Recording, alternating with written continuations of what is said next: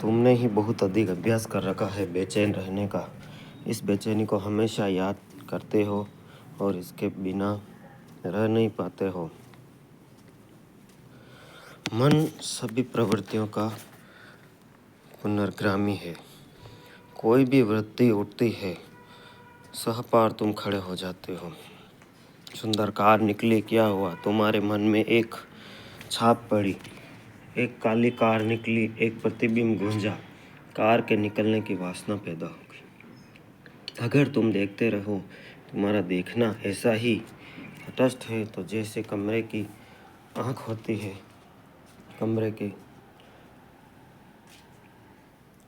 कैमरे की आँख होती है, लेकिन कैमरा यह नहीं सोचेगा मुझे खरीदनी है। तुम वहाँ खड़े हो, कैमरे जैसी तुम्हारी आँख है, तुमने सिर्फ देख काली कार गुजरी, चित्र बन गया, एक छाया आई, कुछ भी कठिनाई नहीं होगी।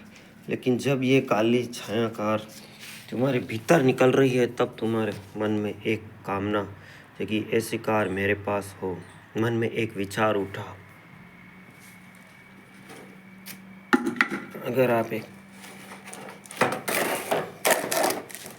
विचार से इतने दुखी हो सकते हैं,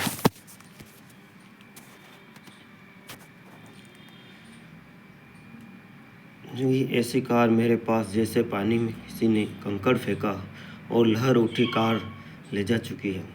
अब लहर तुम्हारे साथ है, तुम्हें चलाएगी। तुम धन कमाने में लगोगे या तुम योगी करने में लगोगे कि जेब काटोगे। अब वृत्ति में तुम्हें पकड़ा, वृत्ति तुम्हारी कभी क्रोध करवाएगी। अगर कोई बाधा डालेगा, अगर तो तुम हिंसा पे उतारू हो जाओगे, मरने मारने के उतारू हो जाओगे। अगर कोई सहारा देगा तो तुम मित्र हो जाओगे, बाधा देगा शत्रु हो जाओगे। इस बात में ओशो यही समझाना चाहते हैं कि मन की वृत्तियों को समझना चाहिए। मन चंचल, मन चितचोर, मन के अनुसार नहीं चलना चाहिए। मतलब सार यह है कि हमें अपने मन को इतना अधिकार नहीं देना चाहिए कि वह हर चीज़ में लालसा में लिप्त हो जाए। बस तुम्हारे आसपास घूमने लगेगी, जब तक हो न जाए तुम्हें चैन न मिलेगा। मज़ा यह है कि वर्षों की मेहनत के बाद जिस दिन यह तुम्हारी हो जाएगी, तुम अचानक पाओगे कार तो अपनी हो गई, लेकिन अब इन वर्षों की बेचैनी का अभ्यास हो चला है, अभ्यास हो गया है। अब बेचैनी नहीं छोड़ती। कार तो अपनी हो गई, लेकिन बेचैनी नहीं, क्योंकि बेचैनी का अभ्यास तो आपने वर्षों से किया है। नया कोई यात्रा पथ खोजे, मकान बनाना है, हीरे जवाहरात खरीदने हैं, तब तुम करोगे, क्योंकि अब बेचैनी तुम्हारी आदत हो गई है। और अब इस बेचैनी का तुम क्या करोगे? सालों तक बेचैनी को संभाला, कार तो मिल गई, कार का मिलना ना मिलना बराबर, अब बेचैनी पकड़ गई। इसलिए तो धनी बहुत लोग हो गए, धनी हो जाते हैं, क्योंकि जब वे धनी होते हैं तब तक बेचैनी अभ्यास हो गया उनका। जब तक धनी हुए तब तक चैन से ना रहे और उन्होंने भी बेचैनी का अभ्यास कर लिया। लेकिन चैन कोई इतनी आसान बात है? अगर बेचैनी का अभ्यास हो गया है तो धनी जाओ, तुम बेचैनी कहाँ जाएगी? तब और धनी होने की दौड़ लगने लगती है और मन कहता है धनी हो जाए। फिर लेकिन सारा जाल मन का बुद्ध ने अपनी एक वृत्ति को जांचा और पाया कि वृत्ति मन के सरोवर में उठी लहर है। वृत्ति का मन मतलब लहर होता है। वो मन का कब जाना है? अगर मन निष्क्रिय हो जाए तो कोई वृत्ति पैदा नहीं होती। मन निष्क्रिय हो जाए तो कोई प्रवृत्ति पैदा नहीं होता। अगर मन का कंप गया तो वृत्ति पैदा हो जाती है। फिर कोई फर्क नहीं पड़ता किसी चीज़ से। कम है आज 1000 साल पहले बुद्ध के समय में कार तो थी नहीं। कई नासमझ सोचते हैं कि तब बहुत शांति थी, क्योंकि कार नहीं थी तो कार की भी तो चिंता पैदा नहीं हो सकती थी। हवाई जहाज नहीं था, हवाई जहाज खरीदना इसकी चिंता तो पैदा नहीं हो सकती थी। लेकिन तुम गलती में हो। चिंताएं इतनी ही थी क्योंकि किसी के पास शानदार बैलगाड़ी थी, बग्गी थी, वो चिंता पैदा करवाती थी। किसी के पास शानदार घोड़ा था, वो चिंता पैदा करवाता था। चिंता के लिए विषय का कोई फर्क नहीं पड़ता।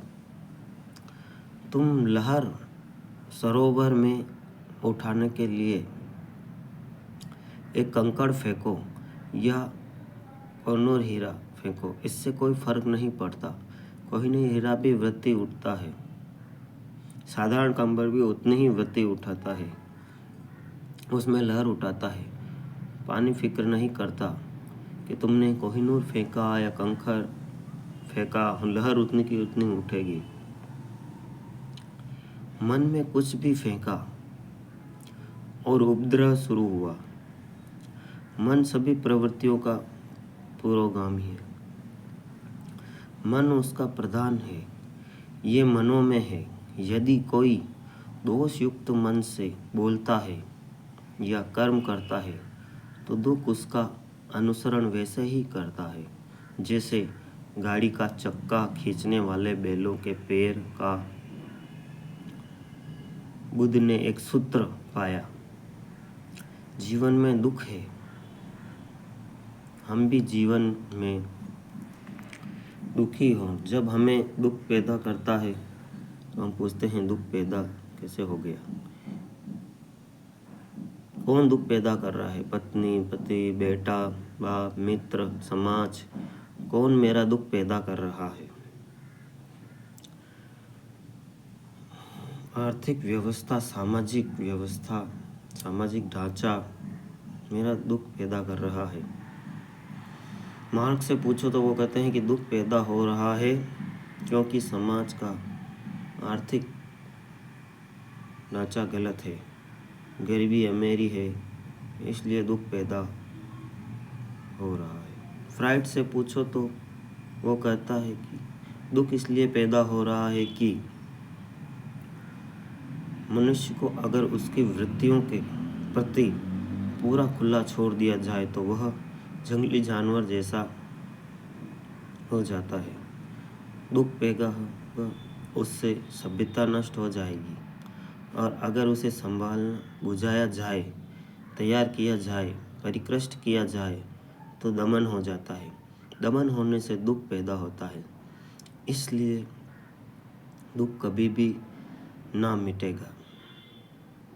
अगर आदमी को बिल्कुल खुला छोड़ दो तो मारकाट हो जाएगी, क्योंकि आदमी के भीतर 1000 तरह की जानवरी वृत्तियाँ है। अगर दबाओ, ढक्का बनाओ, सज्जन बनाओ तो दमन हो जाता है, तो दुख होता रहता है, वृत्तियाँ पूरी नहीं हो पाती। बस आज इतना ही। सभी आत्मन को कोटि कोटि प्रणाम। आपके बेटे सभी, आप सभी के बेटे, आप सभी के अंदर बेटे परमेश्वर, परमपिता परमेश्वर को सादर प्रणाम, नमन।